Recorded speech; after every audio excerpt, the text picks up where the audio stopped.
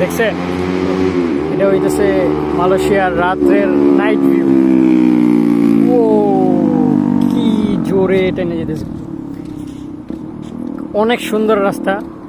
এখন প্রায় রাত্রের মনে করেন যে আপনার 12টা 10 বাজে। আর এই যে আমরা হাইটা হাইটা বাসার দিকে যাইতেছি, কোনো সমস্যা নাই, কেউ আপনারা এসে জিজ্ঞাসা করবো না, কোনো ছিনতাইকারী নাই, কোনো তারপরে ডাকাত নাই, পকেটমার নাই, কিচ্ছু নাই। দেখেন গাড়িগুলো কি সুন্দর সিরিয়ালভাবে সবাই দাঁড়ায় আছে।